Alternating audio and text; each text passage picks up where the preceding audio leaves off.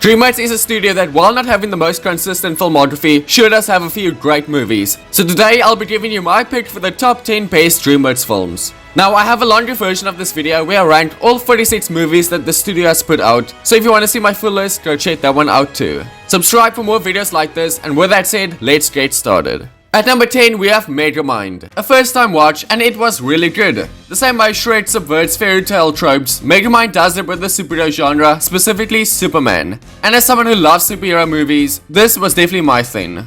You get some great fight scenes and a ton of twists and turns in the plot to always keep it engaging. The lead character himself, while he is a villain, is so likable and easy to root for. So when he is given a redemptive arc, it is satisfying. Then the movie explores ideas about purpose, morally grey heroes and villains, all in a very entertaining way. Then we have Kung Fu Panda 3. Now up until the 4th film, this was always referred to as the worst of the trilogy, and while it is the weakest, it is still awesome. And as someone who loves this franchise, it is great to spend more time in this world with these characters. It really does feel like the perfect next step though. Po meeting his dad and going to the panda village. Great plot for a 3rd film. Then like the others, you'd get a great villain in Kai. He may not have the depth of the previous villains, but I mean come on, that soundtrack makes up for it. He can also be really menacing and kind of entertaining at the same time. J.K. Simmons been a great pick to voice him. So while this movie doesn't have the absolute highs of the previous two, I think it's still really good.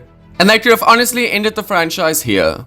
Then we have Shrek 2, a fantastic sequel that builds upon the really strong foundation laid in the first movie and gives us more of what worked in that movie, like the fun fairy tale twists and clever humor. And in doing so, you get a sequel that is almost just as good as the original, and one that many of you probably might prefer. Mainly due to nostalgia, I still prefer the first one, but this one is obviously very good too. You get some great new characters like Puss in Boots and some memorable villains too.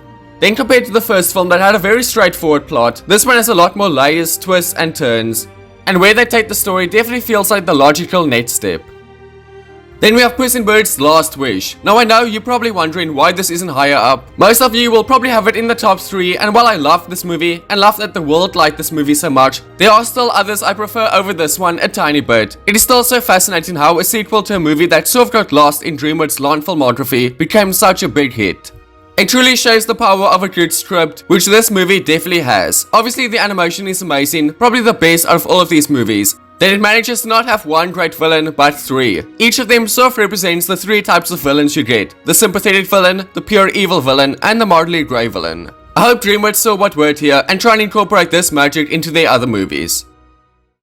Then we have How to Train Your Dragon 2, possibly the darkest and most emotional film on this list that feels so mature. And looking at this trilogy, it made sense and suited the story very well. By now, Hiccup has aged, and so has the audience of the first film, so going a more mature route was a great idea.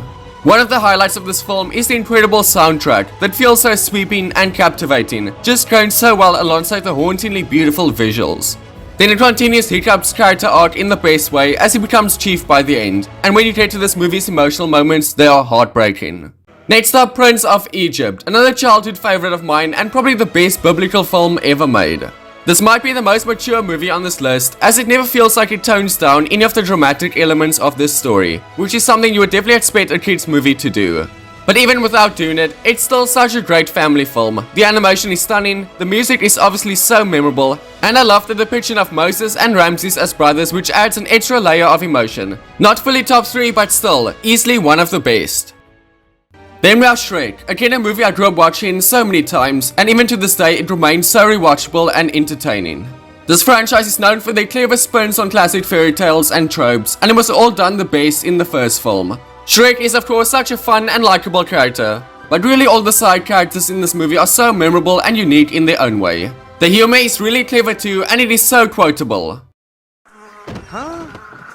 What are you doing in my swamp? So while many might prefer the second film, I still think the first did it the best, and it will always be such a special animated movie to me. Entering the top 3, we have How to Train Your Dragon. I mean, what hasn't been said about this movie already? It's easily one of the best animated movies of all time, and it's honestly a near perfect, if not perfect film. The score, the settings, the character arts, it's all masterfully crafted. And it's a film where I can't decide what my favorite scene is because it's so consistently great from the opening line to the credit roll. Obviously, the heart of this film is the friendship between the 2 leads that really anyone with a pet can resonate with. You get it by now, it's a great movie, but there are 2 more I prefer. In second place, Kung Fu Panda 2. Just like How to Train Your Dragon, the second Kung Fu Panda also takes a much more serious and mature route, which leads to another really emotional sequel and one of the best movies on this list. Honestly, it's even more than that, it's one of the best sequels in general. It takes sort of a joke in the first movie about Poe's dad being a goose, then creates one of the most emotional character backstories I've seen in an animated movie, that gives our lead character such a satisfying character arc. On that point, this movie contains my favorite scene in any Dreamworks movie, which is when Poe finds inner peace. Then you get a really menacing and terrifying villain in Shane, and like the rest of the franchise, great cinematography. It could honestly almost be tied for first place, but the main reason it isn't is because I do think the second half is significantly better than the first, while the original Kung Fu Panda is just an evenly great film from start to finish. So on that note, coming in at first place is Kung Fu Panda. Now, is this a biased pick? Yes, it is. This is my comfort movie. I can put it on any time of the day, any day of the year, and I'll be able to have fun with it. It is so rewatchable. This movie takes an idea that sounds silly about animals doing kung fu and plays it out seriously, creating one of my favorite animated movies of all time. While Kung Fu Panda 2 has the emotion and 3 and 4 have the humor, this one has a perfect mix of both. Obviously, Poe is such a fun character that delivers plenty of laughs, but then you also get a lot of heartfelt moments too. I especially love the growing master and student relationship that is really satisfying by the end. The entire line might be my favorite Dreamworks villain, as you can fully see where he's coming from. And obviously, this movie has some great and really memorable fight scenes, the prison escape and bridge scene being standouts. Then like the others, everything is so good looking and the music by Hans Zimmer is incredible. It's a movie where, even after watching it so many times, I always notice something new on each rewatch. So for these reasons, Kung Fu Panda is my favorite Dreamworks movie, so it comes in at first place.